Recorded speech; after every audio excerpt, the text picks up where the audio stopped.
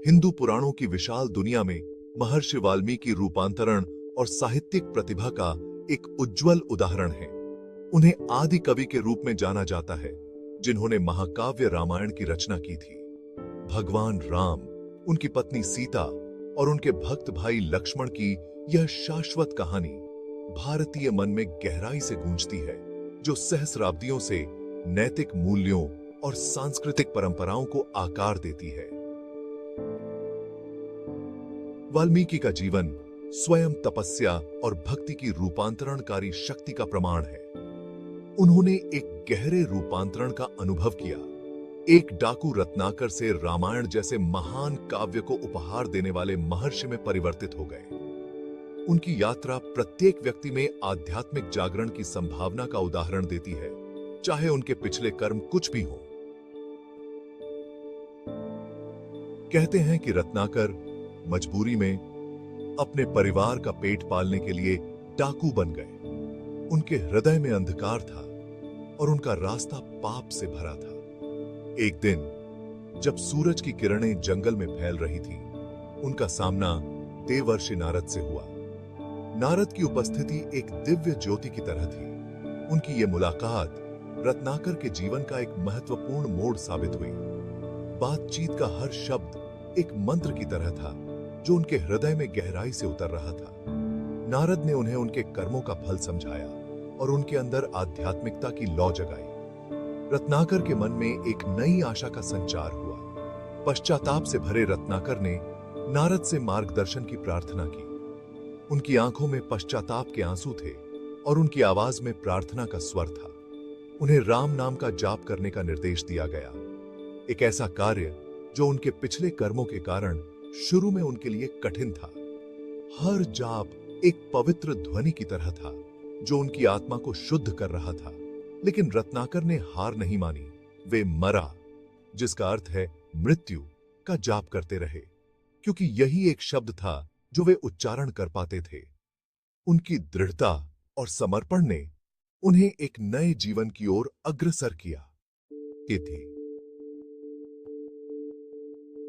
समय के साथ रत्नाकर की कठोर तपस्या ने उन्हें बदल डाला। मरा शब्द, जिसका वे लगातार जाप कर रहे थे, चमत्कारिक रूप से राम में बदल गया, जो उनके आध्यात्मिक परिवर्तन का प्रतीक था। वे वाल्मीकि के रूप में जाने गए, जिसका अर्थ है बाम्बी से निकला हुआ, जो उनके नए जन्म का प्रतीक है। इस परिवर्तित आत्मा के समक्ष ब्रह्मा, सृष्टि के रचयिता, प्रकट हुए और उन्हें राम के जीवन का दिव्य दर्शन प्रदान किया। इस प्रकार वाल्मीकि ने रामायण की रचना की, जो प्रेम, कर्तव्य, धर्म और अच्छाई और बुराई के बीच संघर्ष की एक मार्मिक गाथा है। रामायण सिर्फ एक कहानी नहीं है, बल्कि लाखों लोगों के लिए यह जीवन जीने का तरीका है। यह पारिवारिक रिश्तों, भक्ति, साहस और इच्छाओं और आकांक्षाओं के परिणामों के बारे में बताती है। भगवान राम एक आदर्श पुरुष, एक धार्मिक राजा, एक समर्पित पति और एक प्यारे भाई हैं। उनकी पत्नी सीता विश्वास, शक्ति और धैर्य का प्रतीक है। यह महाकाव्य पीढ़ियों से फिर से लिखा और प्रदर्शित किया जाता रहा है। इसके पात्र कला, साहित्य, नृत्य, नाटक और हमारी रोजाना की बातचीत को प्रेरित करते हैं।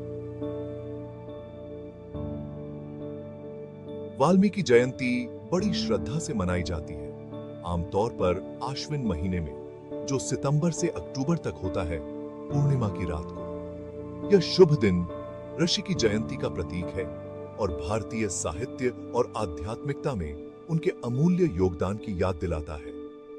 पूरे भारत में मंदिरों और समुदायों में रामायण पर विशेष प्रार्थनाएं और चर्चाएं होती हैं। जुलूस निकाले जाते हैं और वाल्मीकि के जीवन और शिक्षाओं का वर्णन करते हुए भक्ति गीत गाए जाते हैं। यह अवसर महाकाव्य के शाश्वत संदेश पर विचार करने और हमारे अपने जीवन में इसके मूल्यों को अपनाने का है।